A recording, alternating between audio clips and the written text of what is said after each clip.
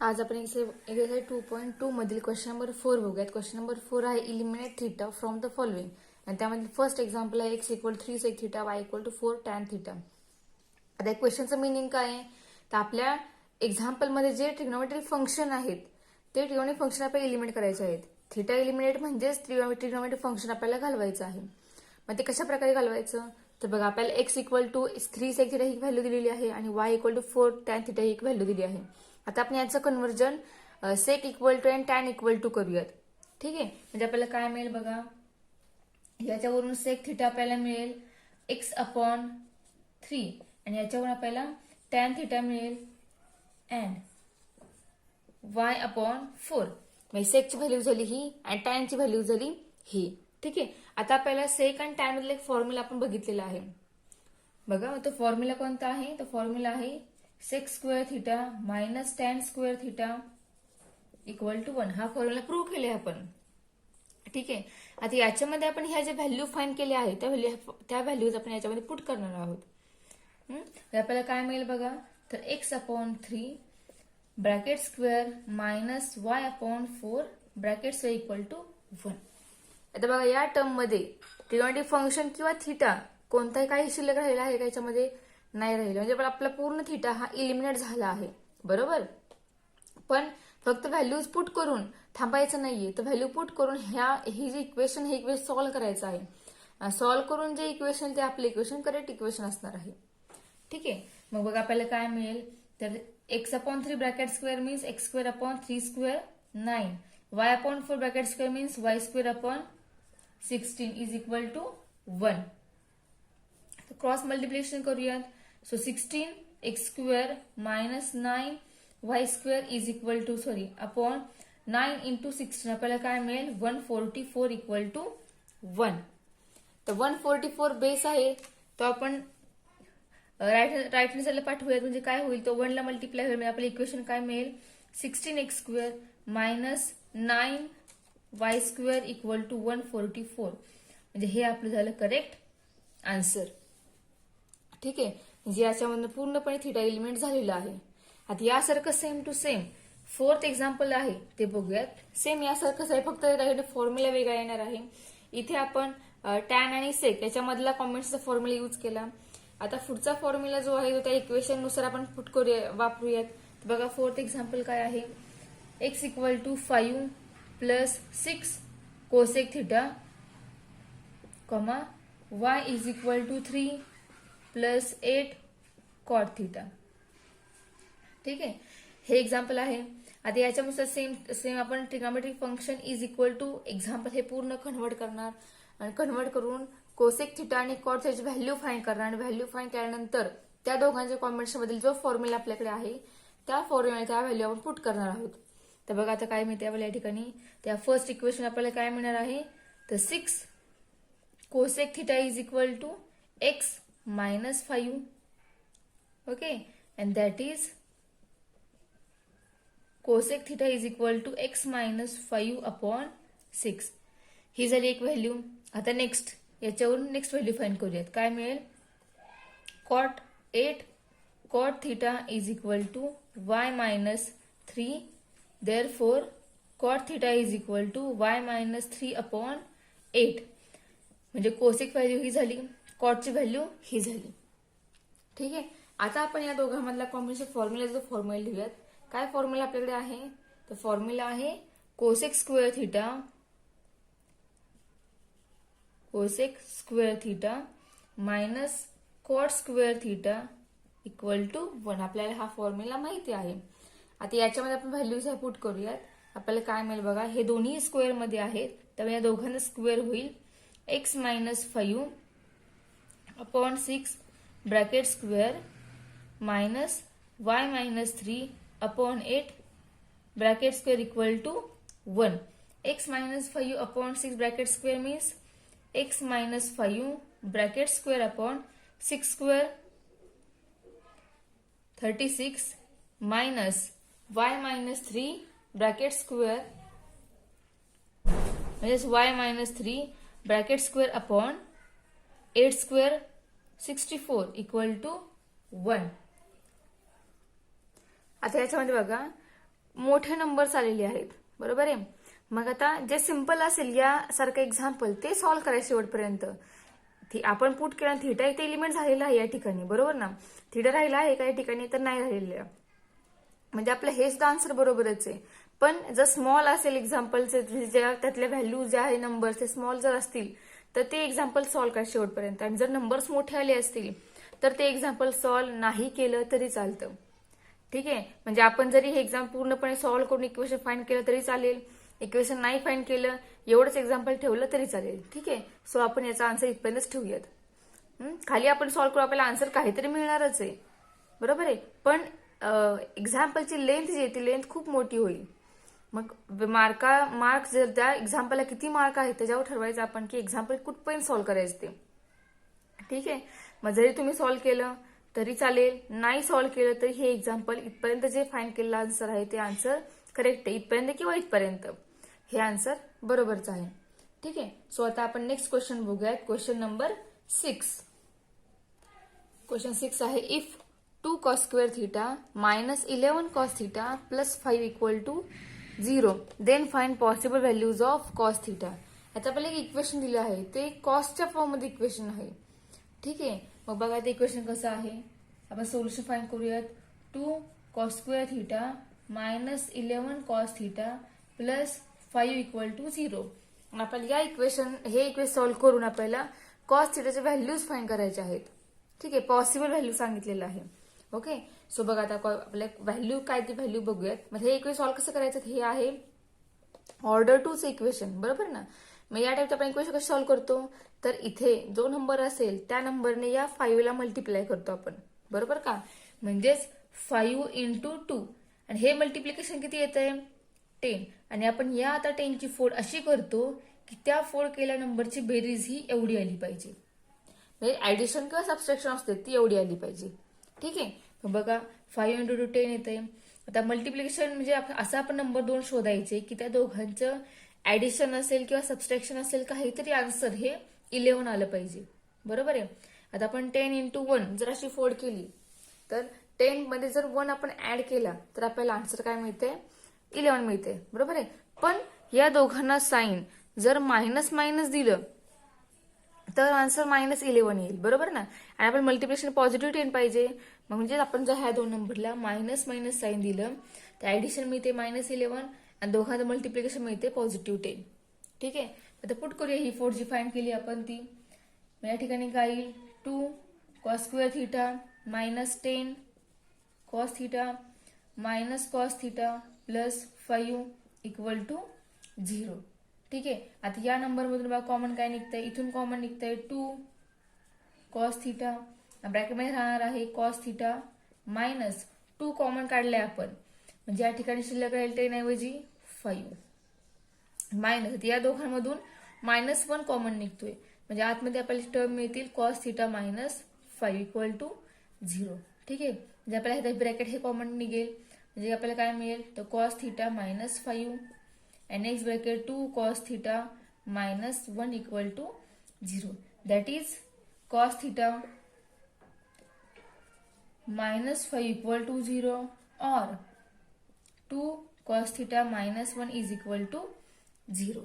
ठीक आहे, आता आपल्याला cos theta equal काय मिळतंय, therefore cos theta equal to +5 or इथे काय मिळेल cos theta equal to हा मायनस इकडे आला की +1 होईल, 2 मल्टिप्लाय तो म्हणलं डिवाइड होईल, म्हणजे आपल्या इथे मिळेल 1/2. ठीक आहे, आता पॉसिबल व्हॅल्यू आपल्याला फाइंड बघायची कॉस्टची, म्हणजे ह्या दोन्ही व्हॅल्यू करेक्ट आहेत का तर नाहीये. आपल्या कॉस्टची रेंज काय आहे तर बघा रेंज या ठिकाणी माहिती असणं गरजेचं आहे. जर तुम्हाला रेंज माहित नसेल कॉस्टची तर तुम्हाला याचं करेक्ट आन्सर समजणार नाही कोणता आहे ते. रेंज म्हणजेच काय, आपण कोणताही थिटा पुट करू, तो पुट केल्यानंतर येणारी व्हॅल्यू ही कुठून कुठपर्यंत आली पाहिजे, त्याला काय ती कंडिशन आहे. कोणतीही व्हॅल्यू या ठिकाणी चालणार नाहीये कॉससाठी. थिटा पुट केल्यानंतर येणारी व्हॅल्यू बघा, but -1 less equal cos theta less equal +1 for all R, theta belongs to R. सगळ्या रिअल नंबर मधील कोणताही तुम्ही थिटा घ्या, तो पुट केल्यानंतर येणारा कॉस हा -1 to 1 याच्यामध्येच व्हॅरी होतो. मग आता ही व्हॅल्यू आहे +5 बरोबर का. +5 म्हणजे ती व्हॅल्यू झाली +1 पेक्षा मोठी. मग आता आपला कॉस थिटा याच्यावर रिस्ट्रिक्शन काय आहे, तर तो +1 पेक्षा लहान किंवा +1 पर्यंतच चालेल. +1 पेक्षा मोठी व्हॅल्यू म्हणजे 1.2 सुद्धा या ठिकाणी व्हॅल्यू चालणार नाहीये. त्या रिझनमुळे आपली या ठिकाणी कॉसची व्हॅल्यू 5 ही चालणार नाही. So therefore cos theta is not equal to 5. Okay, and here, sorry, hence cos theta is equal to 1/2 he value झाली करेक्ट व्हॅल्यू. कारण आपण 1/2 आहे, भाग 2 ने घालून बघा तुम्ही, तुम्हाला 0 पॉईंट असा आन्सर मिळेल. 0.5 किंवा बघा 0.5 बरोबर. 2 0 पहिला भाग लागतोय 0 पॉईंट, इथं 10 आपण 0 घेतलं तर 10 झाले आणि 0.5 आपल्याला आन्सर या ठिकाणी मिळते. बरोबर आहे. म्हणजे आपली या ठिकाणी ही जी व्हॅल्यू आहे ती करेक्ट व्हॅल्यू आहे. ठीक आहे. सो आता नेक्स्ट एक्झाम्पल बघूया. नेक्स्ट 12 नंबरचा क्वेश्चन जो आहे तो क्वेश्चन बघूया. क्वेश्चन नंबर 12 आहे, find the Cartesian coordinates of points whose polar coordinates are 3,90 degree. आता कार्टेशियन कोऑर्डिनेट म्हणजे कोण, तर एक्स आणि वाय असतो, आणि पोलर कोऑर्डिनेट म्हणजे कोण असतो, आर आणि थिटा असतो. बरोबर आहे. मग आपल्याला या ठिकाणी गिव्हन कोण आहे, तर पोलर कोऑर्डिनेट गिव्हन आहेत. आपल्याला फाईंड करायचं कार्टेशियन कोऑर्डिनेट म्हणजे आपल्याला एक्स आणि वाय ची व्हॅल्यू फाईंड करायची. आपण फॉर्म्युले प्रूव्ह केलेत. आपल्याला लास्ट पॉईंट जो आहे तो लास्ट पॉईंट याच्यावर डिपेंड हा 12 क्वेश्चन आहे. ठीक आहे. तर आपण गिव्हन काय काय आहे ते लिहूयात. तर बघा, here r equal to 3 and theta equal to 90 degree. ठीक आहे. थिटा दिला आहे. आता आपले कार्टेशियन कोऑर्डिनेट आपण कन्सिडर करूया. So let the Cartesian coordinate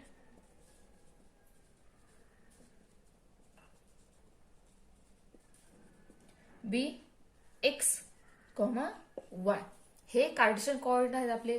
so formula काय येईल आपला, x equal to r cos theta is equal to r किती आहे 3 cos 90 degree is equal to 3 into cos 90 किती असतो 0 असतो, अँड इक्वल टू 3 इंटू 0 आपल्याला मिळेल 0. And next y equal to r sine theta. R is 3 and theta is 90 and sin 90 is 1. therefore we get answer is 3. ठीक आहे. म्हणजे आपले Cartesian coordinate काय झाले. So therefore the Cartesian coordinate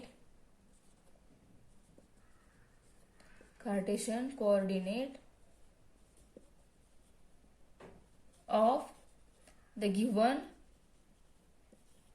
point are 0,3.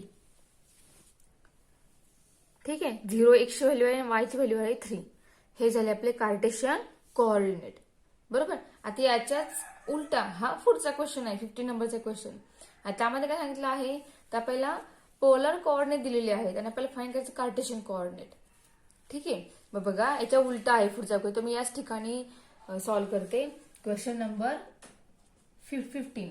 तो question काय आहे, to find the polar coordinate. हा क्वेश्चन आहे. आणि गिव्हन काय आहे, of point whose Cartesian coordinates are. जे दिलेले आहेत ते आहे आपले कार्टेशियन कोऑर्डिनेट. तर बघा, त्यातला पहिला क्वेश्चन आपण घेऊया. पहिलं एक्झाम्पल, ते एक्झाम्पल आहे 5,5. फाइंड काय सांगितलं, पोलर कोऑर्डिनेट म्हणजे गिव्हन असणार आहे कार्टेशियन कोऑर्डिनेट. ठीक आहे. ठराविक ठिकाणी आपल्याला असं मेन्शन करत नाहीत की हुज कार्टेशियन कोऑर्डिनेट्स आर किंवा हुज पोलर कोऑर्डिनेट्स आर. फक्त असंच क्वेश्चन असतो, फाइंड पोलर कोऑर्डिनेट किंवा फाइंड कार्टेशियन कोऑर्डिनेट. मग गिव्हन दिलेल्या टर्मवरून ठरवायचं आपण की आपल्याला फाइंड करायचंय काय ते. ठीक आहे. बघा, मग ज्यावेळेला अँगल दिला असेल त्यावेळेला साहजिक आहे ते असणार आहेत पोलर कोऑर्डिनेट, आणि ज्यावेळेला व्हॅल्यूज दिल्या असतील 2 त्यावेळेला ते असणार आहेत कार्टेशियन कोऑर्डिनेट. ठीक आहे. So here x equal to 5 and y equal to 5 and the point lies in, बघा 5 आहेत, दोन्ही पॉझिटिव्ह आहेत, म्हणजे तो पॉईंट कुठे असणार आहे तर फर्स्ट क्वार्टर मध्ये असणार. हे ओळखता तुम्हाला आलं पाहिजे, कारण त्याशिवाय आपल्याला अँगल फाइंड करता येणार नाही. ठीक आहे. So therefore the point lies in the first quadrant. ठीक आहे. अँड देअरफोर आपण पोलर कोऑर्डिनेट कन्सिडर करूया. So let the polar coordinate r polar coordinate be काय आहे ते आर कॉमा थिटा. आपण नोटेशन कन्सिडर केले पोलर कोऑर्डिनेटचे. ठीक आहे. आता आपण एक फॉर्म्युला प्रूव्ह केला होता पोलर कोऑर्डिनेट फाइंड करण्यासाठी, आर फाइंड करण्यासाठी. तो फॉर्म्युला काय होता, r square equal to x square plus y square. हा फॉर्म्युला आपण प्रूव्ह केलाय. ठीक आहे. आणि एक्स वाय आपल्याला गिव्हन आहे, मग डायरेक्ट आता आपण एक्स आणि वाय पुट करूयात. तर काय येईल, 5 स्क्वेअर प्लस 5 स्क्वेअर आणि 5 स्क्वेअर 25, 5 स्क्वेअर 25 म्हणजे 25 प्लस 25 आणि आपल्याला आन्सर काय मिळेल या ठिकाणी 50. म्हणजे आर स्क्वेअर मिळाला आपल्याला 50. ठीक आहे. सो याच्यावरून आपल्याला आर किती मिळेल, तर बघा r square is 50, therefore r is equal to तो मिळणार आहे आपल्याला 5√2. याची फोल्ड केली, फोल्ड करून 5 स्क्वेअर रूटच्या बाहेर आला आणि रूट मध्ये राहिला 5. ठीक आहे. आता हे कसं आलं बघा, तुम्हाला मी एक्सप्लेन करू सांगते. तर बघा 50 मध्येच 50ची फोल्ड केली आपण, 50 मध्येच काय आर स्क्वेअर केला, स्क्वेअर रूट जर घेतला आपण तर हे असं होणार आहे √50. बरोबर आहे. आणि √50 मीन्स 50ची फोल्ड केल्यावर 50 फोल्ड काय येईल, तो 25 इंटू 2. बरोबर. आणि 25 स्क्वेअर रूट आपण फाइंड केलं तर आपल्याला काय मिळेल ते 5√2. ठीक आहे. यानुसार याचा आन्सर आला 5√2. आता आर मिळाला, आता आपल्याला थिटा फाइंड करायचा आहे. थिटा कसा आपण फाइंड करणार, तर बघा आणि आर जो आहे तो आर रॅडियस आहे आपली, त्यामुळे ही नेहमी पॉझिटिव्ह असणार आहे. इथे प्लस मायनस जरी आलं तरी आपल्या या ठिकाणी आपण पॉझिटिव्ह साईन घेणार, आपण निगेटिव्ह साईन घेणार नाही. तर थिटा कसा फाइंड करायचा, तर बघा आपण टॅन थिटाचा फॉर्म्युला प्रूव्ह केला त्या ठिकाणी. टॅन थिटा म्हणजेच y/x. बरोबर का. साइन आणि कॉस ह्या दोघांसाठी सेपरेट सेपरेट थिटा फाइंड करण्यापेक्षा दोघांचं कॉम्बिनेशन म्हणजे टॅन आहे, मग टॅन म्हणून आपण थिटा फाइंड करूया.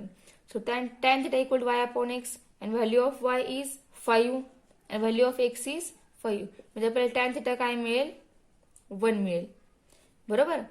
आता टॅन थिटा 1 कधी असतो, तर आपल्याला करेक्ट व्हॅल्यू फाइंड करायची आहे. आणि आपल्याला या ठिकाणी ह्या दोन्ही व्हॅल्यू आपल्याला काय समजलं की हे दोन्ही जी व्हॅल्यू आलेले आहेत त्या दोन्ही व्हॅल्यू पॉझिटिव्ह आहेत. म्हणजे आपला पॉईंट हा फर्स्ट क्वार्टर मधला आहे. बरोबर.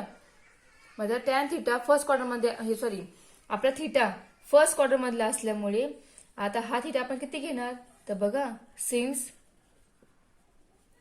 The point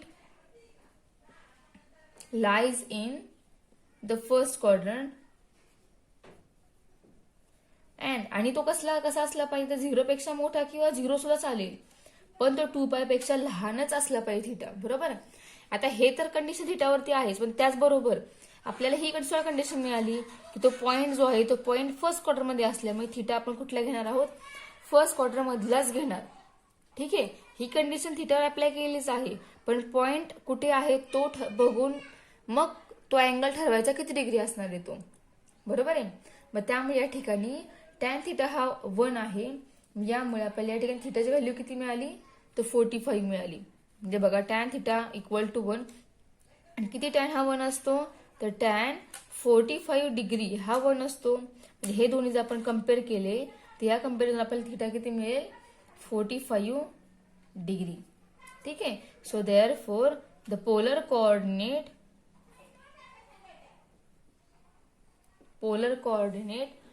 of the given point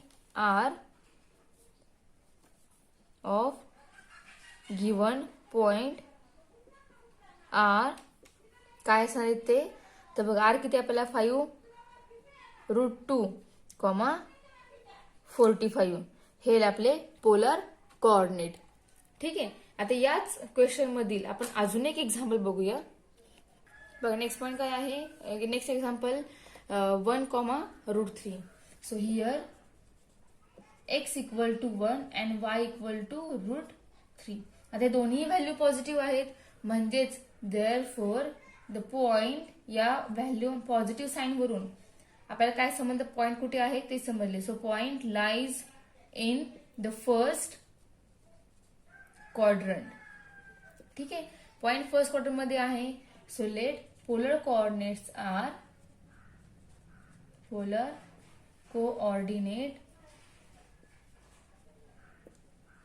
r comma theta. Okay, so therefore r square आपण फॉर्म्युला प्रूव्ह केले, r square equal to x square plus y square, and this is equal to x square is 1, so 1 square plus y square is, sorry, y is root 3, so here root 3 bracket square is equal to 1 square 1 and root 3 bracket square is 3. ठीक आहे, and 3 plus 1 4, म्हणजे आपल्याला r square मिळाला 4. मग आपल्याला r हवाय, तो r किती येईल, प्लस मायनस 2 येईल.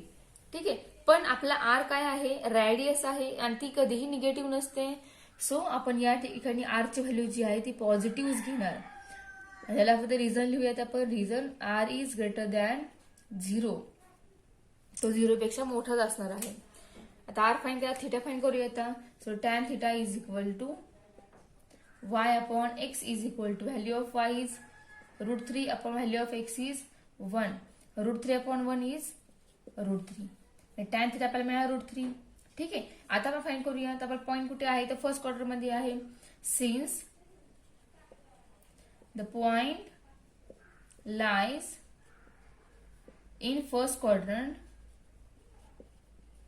ओके, अँड थिटा कंडिशन काय आहे, तर थिटा हा 0 पेक्षा मोठा अँड 2π पेक्षा स्ट्रिक्टली लेस हवा. 2π सुद्धा चालणार नाही.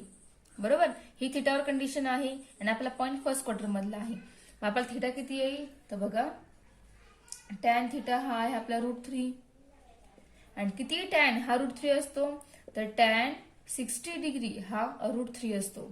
सो हे दोन्ही कम्पेअर केले आपण तर आपल्याला थिटा किती मिळतोय, therefore theta equal to 60 degree. So therefore the polar coordinate of the given point are, polar coordinate of the given points are किती आपला 2,60 डिग्री. ठीक आहे, सो पोलर कोऑर्डिनेट फाइंड केले आपण. आधीच्या क्वेश्चन मध्ये कार्टेशियन कोऑर्डिनेट फाइंड केली. आता नेक्स्ट क्वेश्चन जो नेक्स्ट क्वेश्चन बघूयात. क्वेश्चन 16 बघा. Find the values of, example first आहे साइन 19π/3. आपल्याची व्हॅल्यू फाइंड करायची आहे. ठीक आहे, मग व्हॅल्यू फाइंड करायसाठी आपल्याला या ठिकाणी साइनचा अँगल दिला आहे, हा आपल्याला अँगल हा फोडला पाहिजे, म्हणजे त्याची भाग केली पाहिजेत. बरोबर, कारण आपल्याला व्हॅल्यूज कोणाच्या माहिती आहेत, आपल्याला साइन जे मेन स्टँडर्ड अँगल जे आपल्याला व्हॅल्यू फाइंड केल्या, म्हणजे साइन π/3 असेल, म्हणजे साइन 60 असेल, साइन 45 म्हणजे π/4 असेल, हे आपण व्हॅल्यू फाइंड केली. π/2 फाइंड केलेला आहे, पाय फाइंड केलाय. बरोबर, तर यासाठी या त्या अँगलमध्ये आपली फोड होती का बघायचं आपल्याला दिलेल्या अँगलची. बरोबर आहे, आता फोड आपण कशी करणार, तर बघा फोड आपण कशी करणार या ठिकाणी, तर sine 19π/3 is equal to sine into bracket. आता स्टार्टिंगला हा π/3 आपण सेपरेट करणार. आता आपला अँगल रॅडियनमध्ये दिलेला आहे. बरोबर, तर आपल्याला फोड रॅडियनमध्ये करावी लागेल, किंवा असं काय नाही कंपल्शन की दिल्या रॅडियनमध्ये अँगल तेव्हा फोड रॅडियनमध्ये करावी. तुम्ही हा डिग्रीमध्ये कन्वर्ट करा, त्यानंतर फोल्ड करा तरी चालेल, कसं आहे तुम्हाला जमेल असं करा. ठीक आहे, मतलब आपण काय करूया, तर π/3 आपण स्टार्टिंगला सेपरेट करूया यातून. आता π/3 मध्ये किती अँगल ऍड केले तर आपल्याला 19π/3 मिळेल. तर बघा 3 ने कोणाला मल्टिप्लाय केलं तर आपल्याला त्याच्या 19च्या आसपासची व्हॅल्यू मिळेल. तर बघा 3 ने आपण जर 6 ला मल्टिप्लाय केलं तर आपल्याला काय मिळतंय, 18 मिळतंय. बरोबर, आणि या 18π मध्ये जर आपण हा पाय ऍड केला तर आपल्याला 19π/3 ही टर्म मिळते. बरोबर, म्हणजे या ठिकाणी आलं 6π. बघा कसं फाइंड केलं आपण. π/3 बेस मात्र सेम राहणार दोघांचा, आपण काय आपण नंतर सेम करतो, त्यामुळे तो 3 आणि हा वरचा पाय हा वेगळा केला. आता π/3 मध्ये किती ऍड केले अँगल की आपल्याला 19π/3 मिळतोय. आता किती ऍड करणार आपण, त्यापेक्षा 3 ने आपण किती नंबरला मल्टिप्लाय केलं तर आपल्याला त्या पायच्या आसपासचा नंबर मिळेल ते आधी फाइंड केलं आपण. मग तो आला 6π प्लस π/3. बरोबर आहे, आता 6π. आता आपल्या साइनचा पिरियड किती आहे हे आपल्याला माहिती आहे. आता ही फोड कशा प्रकारे करायची, तर बघा ही फोड करता मात्र एक गोष्ट लक्षात ठेवायची, तुम्हाला सांगायची विसरले. ती एक गोष्ट कोणती, तर बघा आपल्याला काय माहितीये ते मी इथं लिहिते, ते ह्याच्या आधी लिहिलं पाहिजे. We know that sine function is periodic function. बरोबर, साइन फंक्शन हे पेरियडिक फंक्शन आहे. विथ पिरियड किती आहे साइनचा, हा पिरियड माहित असणं गरजेचं आहे. साइनचा पिरियड किती आहे, तर 2π आहे. बरोबर आहे. म्हणजे ही जी टर्म आहे ही टर्म या 2π मल्टिपल मधली असली पाहिजे. 2π म्हणजे किती? 360. म्हणजे हितली टर्म जी आहे ती टर्म 360च्या इंटिग्रल मल्टिपल मध्ये असली पाहिजे. बरोबर आहे. तरच ती 4 जी आहे ती 4 बरोबर असणार आहे. ठीक आहे. कारण ठराविक डिस्टन्सने येणारे व्हॅल्यू त्या अँगलसाठी रिपीट होते हे आपल्याला माहिती आहे. बरोबर आहे. म्हणजे आपल्या या ठिकाणी काय समजणार आहे, तर या पिरियडने आपली जी येणारी व्हॅल्यू आहे तीच व्हॅल्यू त्या 19π/3 ची व्हॅल्यू असणार आहे. ठीक आहे. मग बघा हे कसं आलेलं आपल्याला, तर साइन 6π म्हणजेच काय, तर 3 × 2π बरोबर प्लस π/3. 3 × 2π म्हणजे 6π. तू 2π ला इथे बरोबर. म्हणजेच आता या ठिकाणी साइन 3 × 2π प्लस π/3 आहे. बरोबर. म्हणजे आपल्याला काय समजलं, तर या डिस्टन्सने साइनची अँगलसाठीची येणारी व्हॅल्यू रिपीट झालेली आहे. म्हणजेच साइन π/3 हा जेवढा असेल तेवढीच व्हॅल्यू असणार आहे या टर्मची. बरोबर आहे. मग इथली जी टर्म आहे ती टर्म ही या पिरियडच्या इंटिग्रल मल्टिपल मधली आली तर आपण साइन ऑफ π/3 अशी टर्म लिहू शकतो. त्यामुळे 4 करताना एक गोष्ट लक्षात ठेवायची की इथला नंबर जो येतोय तो आपण घेतोय जो आपण तो नंबर हा त्या फंक्शनच्या पिरियॉडिसिटी मधला असला पाहिजे की त्या पिरियॉडिसिटी मधल्या त्या टर्मचा इंटिग्रल मल्टिप्लाय टर्म ती असली पाहिजे. बरोबर. आता साइनचा पिरियड 2π आहे त्यामुळे ही टर्म जी आहे ती आपल्याला त्याच्या इंटिग्रल मल्टिप्लाय मिळाली आपल्याला. त्यामुळे आपण या ऐवजी डायरेक्ट आपण साइन π/3 लिहिलं. कारण साइन π/3 म्हणजेच हे आणि म्हणजेच हे असणार आहे. बरोबर आहे. आणि साइन π/3 किती आहे, तर साइन π/3 आहे √3/2. म्हणजे हीच व्हॅल्यू झाली साइन 19π/3 ची. समजलं. तर यासारखं सेम टू सेम एक्झाम्पल आपण एक बघूया. अजून एक सेकंड एक्झाम्पल आहे, मग तुम्हाला चांगलं समजेल. तर बघा एक्झाम्पल नंबर सेकंड आहे cos 1140. हे एक्झाम्पल आहे. आता 19π/3 चं तुम्ही डिग्रीमध्ये कन्व्हर्जन करा, तुम्हाला ही व्हॅल्यू मिळेल. म्हणजे बघा इथे डिग्री रॅडियनमध्ये दिलेली व्हॅल्यू ही, पण तीच डिग्रीमध्ये एवढी असणार आहे. ठीक आहे. म्हणजे फक्त मी थोडंसं फसवलेलं आहे काही, तर तुम्हाला इथला अँगल दिलाय रॅडियनमध्ये, इथला अँगल आहे डिग्रीमध्ये, पण दोन्ही अँगल सेम आहेत. त्यामुळे दोघांची फोड आहेत त्या फोड सेम येणार आहेत. बरोबर. पण तुम्ही जर इथली टर्म रॅडियनमध्ये ठेवली तुम्हाला फोड इथली रॅडियनमध्ये करावी लागेल. आणि तुम्ही जर ही टर्म डिग्रीमध्ये कन्व्हर्ट केली तुम्हाला इथली फोड डिग्रीमधलीच घ्यावी लागणार आहे. ठीक आहे. तर बघा cos 114, तर स्टार्टिंगला आपण कॉसचा पिरियड काय ते लिहूयात. So we know that cosine function is periodic function with period किती आहे पिरियड, कॉसचा 2π आहे. बरोबर. म्हणजे आपल्याला काय मिळालं पाहिजे या ठिकाणी, तर cos 1140 याची फोड करताना आपल्याला त्यामध्ये स्टार्टिंगचा नंबर आहे तो याचा मल्टिपल मधला मिळाला पाहिजे 2π. ठीक आहे. सो कॉस ऑफ, तर बघा आपल्याला काय मिळते, तर cos ऑफ 1080 प्लस 60 केलं तर आपल्याला ही टर्म मिळते. बरोबर. आणि हा पुढचा नंबर जो आहे बघा फोड करताना हा सेकंड नंबर जो आहे तो नंबर 30, 60 किंवा 45 यापैकीच आला पाहिजे इथला नंबर.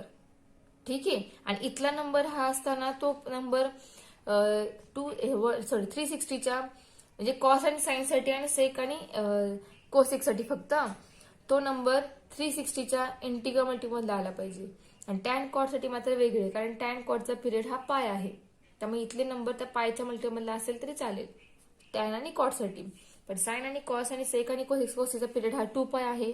त्यामुळे हा नंबर 2πच्या मल्टिपल मधला असला पाहिजे आणि हा नंबर 30, 60 किंवा 45 असला पाहिजे. ठीक आहे. मग आता बघा कॉस ऑफ 1080 म्हणजेच ही टर्म जी आहे ती 3 × 360 जर आपण केलं तर आपल्याला ही टर्म मिळते प्लस 60. ठीक आहे. म्हणजे आली का टर्म ती मल्टिपल मध्ये.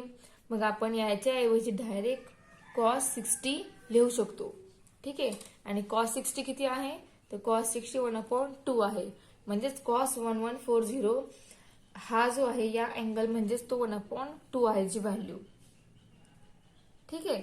मग पिरियडिसिटी ज्या बघितल्या आपण त्याच्यावर डिपेंड हा क्वेश्चन नंबर 16 आहे. मग हा क्वेश्चन नंबर 16 तुम्हाला जमण्यासाठी तुम्हाला पिरियडिसिटी जी आहे तुम्हाला ती माहिती असली पाहिजे. ट्रिगोनॉमेट्रिक फंक्शन सोबत पिरियड माहिती असला पाहिजे. अवघड नाहीये, फक्त टॅन कॉटचा पिरियड वेगळा आहे, जो वेगळा आहे तो लक्षात ठेवा. बाकी सगळ्यांचा पिरियड सेम आहे आणि तो आहे 2π आणि टॅन कॉटचा आहे पाय. मग त्यानुसारच तुम्हाला ह्या फोल्ड कराव्या लागणार आहेत. ठीक आहे. सो क्वेश्चन नंबर 16 आपल्याला कम्प्लीट झालेला आहे. सो क्वेश्चन नंबर 17 जो आहे तो 17 क्वेश्चन आपण नेक्स्ट लेक्चरमध्ये बघूयात. ठीक आहे. आणि क्वेश्चन नंबर 17 झालं की आपला 2.2 हा संपतो एक्झरसाइज आणि त्यानंतर आपण नवीन चॅप्टर जो आहे तो नवीन चॅप्टर सुरू करणार आहोत.